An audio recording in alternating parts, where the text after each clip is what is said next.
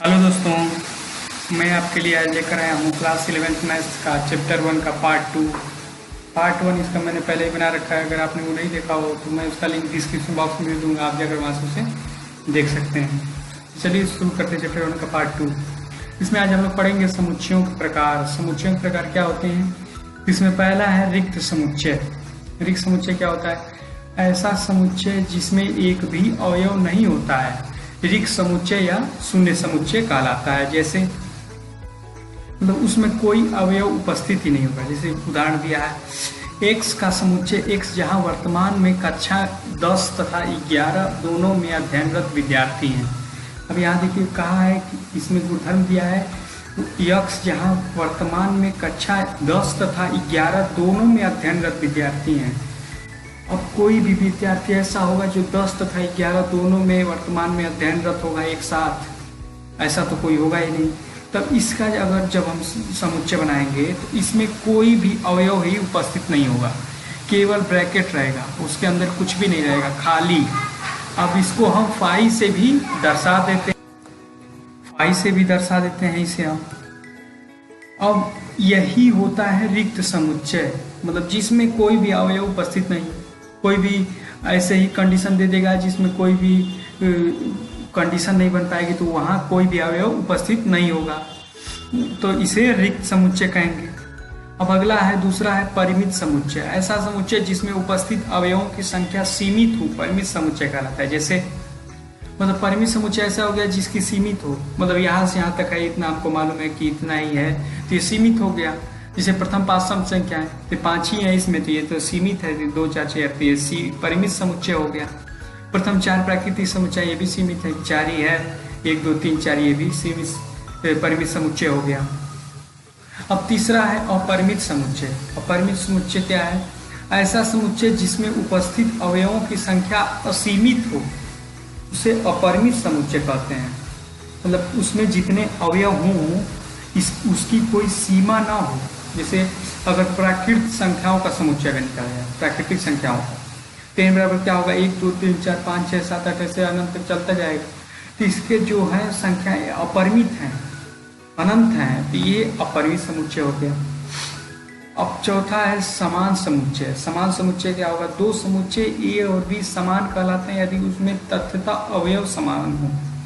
मतलब 2 समुच्चय तब समान कहलाएंगे जब उसके अवयव जो हैं वो समान हो। जैसे इसमें 2 4 6 8 है, तो इसमें भी 2 4 6 8 है, तो ये दोनों का अवयव समान है, तो ये समान समुच्चय कहलाएंगे। ए इक्वल टू बी इस तरह दर्शा देंगे समान समुच्चय को। इसमें 1 2 होता है, इसमें भी 1 2 होता, तो तब भी दोनों समान समुच्चय कहलाते हैं। मतलब तथ्य उसके अवयव एकदम समान होने चाहिए, तब वो समान समुच्चय कहलाएगा।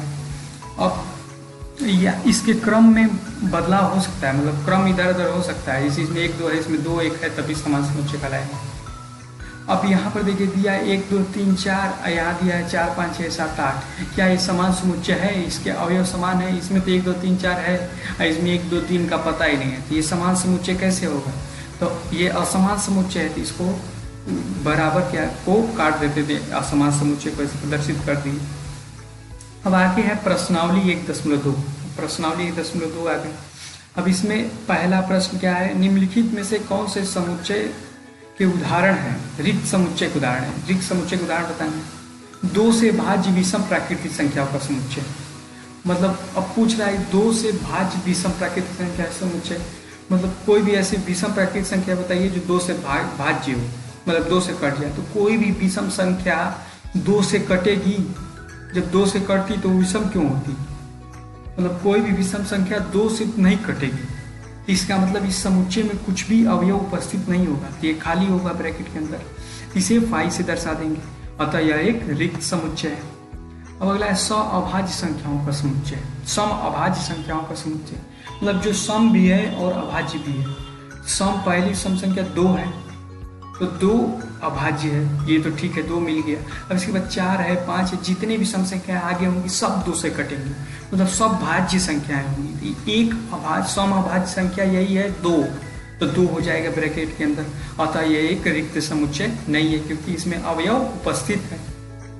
अब अगला है x का समुच्चय। x जहाँ एक प्राकृतिक संख्या है और x का मान 5 से छोटा है और साथ ही साथ 7 से बड़ा है। और देखिए कह रहा है प्राकृतिक संख्या है और 5 से छोटा है और 7 से बड़ा है। कोई भी ऐसी संख्या होगी जो 5 से छोटी होगी और 7 से बड़ी होगी, ऐसी कोई भी संख्या उपस्थित है जो 5 से छोटी और 7 से बड़ी हो, ऐसा तो संभव ही नहीं है। तो इसमें कोई भी अवयव नहीं उपस्थित होंगे और इसे फाइज दर्शा देंगे, अतः यह एक रिक्त समुच्चय है। अब चौथा क्या कर रहा है, y का समुच्चय। y किसी भी दो समांतर रेखाओं का उभयनिष्ठ बिंदु है। अब समांतर रेखाएं अगर दो हैं तो उनका गुण क्या होता है कि वो किसी भी बिंदु पर प्रतिच्छेद नहीं करती हैं। तो जब किसी भी बिंदु पर प्रतिच्छेद नहीं करेंगी तो उनका उभयनिष्ठ बिंदु कैसे होगा। उभयनिष्ठ मतलब दोनों रेखाओं में समान बिंदु, तो काटेंगी तभी ना दोनों रेखाएं समान, जब काटेंगी ही नहीं तो उभयनिष्ठ बिंदु होगा ही नहीं, तो इसमें भी कोई अवयव नहीं होगा, अतः यह एक रिक्त समुच्चय हो जाएगा। अब दूसरा प्रश्न, निम्नलिखित समुच्चयों में कौन परिमित और कौन अपरिमित है। अब परिमित अपरिमित समुच्चयों को छांटना है। वर्ष के महीनों का समुच्चय। अब वर्ष के महीने जनवरी, फरवरी, मार्च, अप्रैल, मई, जून, जुलाई, अगस्त, सितंबर, अक्टूबर, नवंबर, दिसंबर, ये वर्ष के महीने। अब इसको तो हम गिन ले रहे हैं, इतने हैं, निश्चित है, ये परिमित समुच्चय होगा।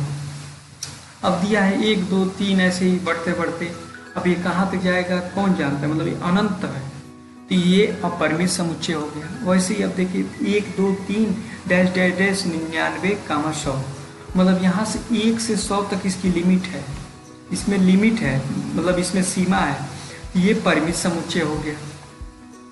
अब चौथा है 100 से बड़े धन पूर्णांकों का समुच्चय। अब 100 से बड़े धन पूर्णांक तो बहुत से होंगे, 101, 102, 103, 104, 105, इस तरह बहुत से चलते जाएंगे, तब इसकी कोई सीमा है नहीं है, तो ये अपरिमित समुच्चय हो गया। अब पांचवा क्या कर रहा है, 99 से छोटे अभाज्य पूर्णांकों का समुच्चय। अभाज्य पूर्णांक, 99 से छोटे अभाज्य पूर्णांकों का समुच्चय, तब ये इसमें जो होगा 99 से छोटा क्या होगा, अभाज्य, पहली अभाज्य पूर्णांक 97 होगा, और 2 से ये शुरू होगा, 2 काटेगा, फिर 3 काटेगा, फिर 5 काटेगा, इसकी तो सीमा हो गई 2 से 97 तक ना, तो ये परिमित समुच्चय, क्योंकि इतना निश्चित सीमा हो गई थी, परिमित समुच्चय हो गया।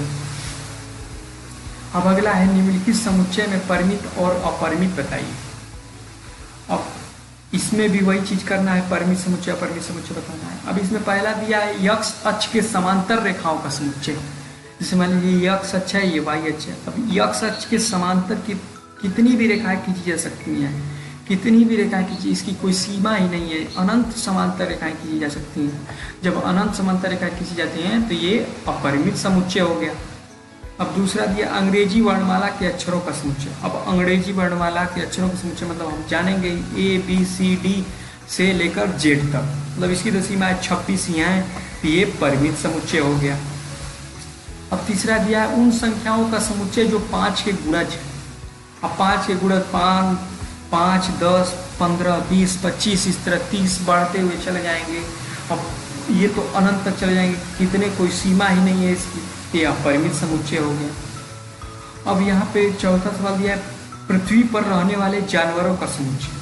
अब पृथ्वी पर कुल कितने जानवर रहते हैं, किसी ने तो डाटा इकट्ठा किया होगा, उन्होंने बताया होगा कि इतने निश्चित यही संख्या है कुल जानवरों की, ये उन्होंने सीमा, मतलब उसकी सीमा हो गई ना कि इतने ही हैं, इतने हैं, हम नहीं जानते, नहीं, किसी ने डाटा इकट्ठा किया होगा कि इतने जानवर हैं, तो यह एक निश्चित संख्या हो गई कि इतने ही हैं, तो यह परिमित समुच्चय हो गया।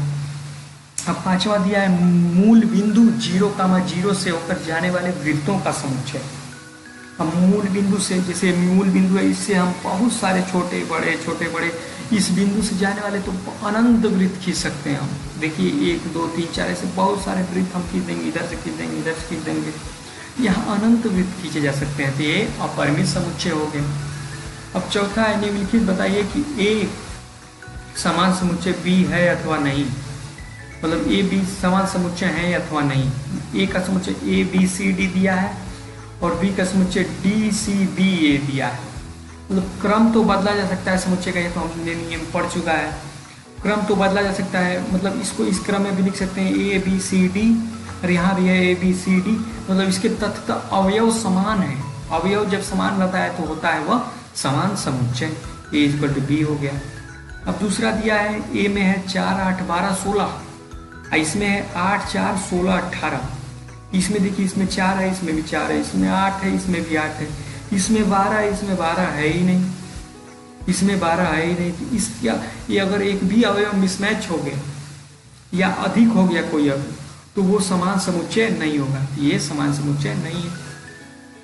अब तीसरा है ए में दिया है 2 4 6 8 10 और इसमें दिया है x का समुच्चय एक जहाँ एक सम धन पूर्णांक है, सम धन पूर्णांक है मतलब वो ऋणात्मक नहीं होगा, बात खत्म ऋणात्मक की। अब सम भी है और धन पूर्णांक भी है और ये 10 से के बराबर है या छोटा है। 10 के बराबर सम धन, 10 के बराबर या छोटा सम धन पूर्णांक कौन कौन से होंगे? धन में माइनस में जाएंगे, 2 से शुरू होगा सम, 2 4 6 8 10, 10 के बराबर भी है तो 10 भी आएगा। 2 4 6 8 10 होंगे इसमें, यहाँ भी 2 4 6 8 10 दिया है, मतलब दोनों समुच्चय समान है।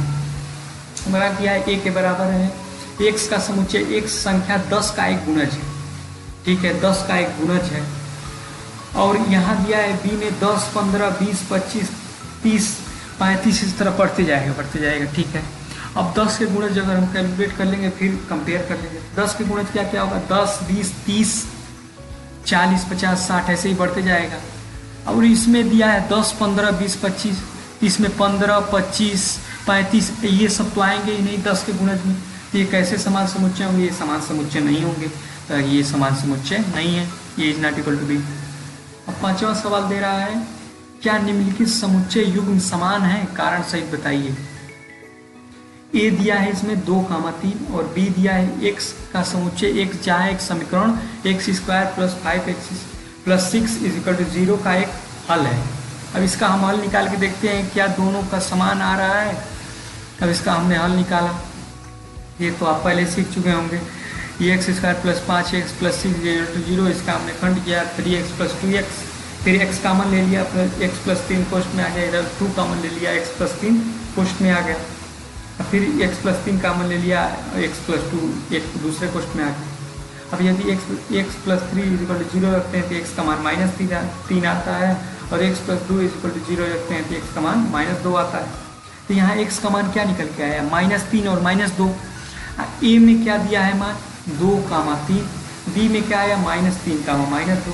तो ये तो मैच ही नहीं कर रहा है, ये तो मैच, इसके अवयव समान ही नहीं है, ये अवयव समान नहीं है और a is not equal to b हो गया। अब यहाँ दिया है x का समुच्चय x शब्द फॉलो का एक अक्षर है और y का समुच्चय y शब्द वुल्फ का एक अक्षर है। अब फॉलो का हम लोग रोस्टर का रूप में लिखते हैं, f हो गया, o हो गया, l हो गया, फिर l है नहीं लिखेंगे क्योंकि एक बार लिख दिए, किसी को रिपीट नहीं करते हैं, फिर o नहीं लिखेंगे, एक बार लिख चुके हैं, w लिख दिए, ठीक है, ये हो गया। अब वोल्फ का लिखते हैं, तो वोल्फ में तो कोई रिपीटेड है ही नहीं, डायरेक्ट यही वोल्फ लिख देंगे। अब यहाँ देखिए, यहाँ f है, यहाँ f है, यहाँ o है, यहाँ o है, यहाँ l है, यहाँ भी l है, यहाँ भी w है, यहाँ भी w, मतलब सब अवयव समान है इन दोनों के, कोई ना अधिक है ना कम है, एकदम समान अवयव है। तो ये अवयव समान है और ये समान समुच्चय हो गए। अब छठवां और लास्ट वाले, निम्न समुच्चयों में से समान समुच्चयों का चयन कीजिए। अब इसमें से समान कौन कौन से है वही लिख देना है। अब देखते हैं ABCD F G H तक दिया है, ए के देखते हैं, ए का कोई समान है? 2 4 8 12 है, ये तो होगा ही नहीं, ये भी नहीं होगा क्योंकि इसमें 2 नहीं है, ये भी नहीं होगा क्योंकि इसमें 8 12 वगैरह नहीं है, ये तो होगा ही नहीं, ये भी नहीं होगा, ये भी नहीं होगा, ये भी नहीं, मतलब ए के समान कोई समुच्चय नहीं। बी के समान देखते हैं 1 2 3 4, ये तो होगा ही नहीं, 1 2 है ही नहीं, 3 भी नहीं है। ये देखते हैं 1 भी है, 2 भी है, 3 भी है, 4 भी है, मतलब इसके अवयव और बी के अवयव एकदम समान है, तो b = d हो गया, ये समान समुच्चय एक हमको मिल गया, एक जोड़ा। अब सी का देखते हैं, 4 8 12 14, देखते हैं कोई भी है 4 8 12 14 जैसा, कोई नहीं है, तो सी के समान कोई नहीं है। डी का तो हमने पहले ही देख लिया, कि बी के समान है, तो फिर अब ई पे चले आते हैं। ई के समान कोई है? -1 1, ये अब भी नहीं है। जी देखते हैं, -1 1, ये जी समान है, क्रम डिफरेंट है तो क्या हुआ, जी तो समान है, क्रम बदल सकते हैं। E = G, एक और जोड़ा मिल गया हम लोग, E = G। अब F का देखते हैं, OA तो कोई है ही नहीं, F के समान कोई भी नहीं है, अब जी देखते हैं, जी का पहले हम लोग देख लिया, जी ई के बराबर है, तो ये हमने पहले लिख चुके हैं। अब एच का देखते हैं, 0,1, 0,1 कोई भी इसमें समान नहीं, एच भी किसी के समान नहीं, यही दो पेयर हम लोग को मिल गए, B is equal to D, E is equal to G. यहाँ वही हमारी एक्सरसाइज 1.2 खत्म, यहाँ हो गई एक्सरसाइज 1.2 खत्म। हमने रिक्त समुच्चय, परिमित समुच्चय, परिमित समुच्चय, समान समुच्चय, एक्सरसाइज 1.2 ये हमने सॉल्व किया, हम लोगों ने पूरा सॉल्व हो गया। तो दोस्तों अगर आपको ये वीडियो पसंद आया हो तो लाइक जरूर करें और कमेंट करके बताएं कैसा लगा। तो दोस्तों मिलते हैं आपसे अगले वीडियो में। Thank you very much. Please subscribe my channel and press the bell icon.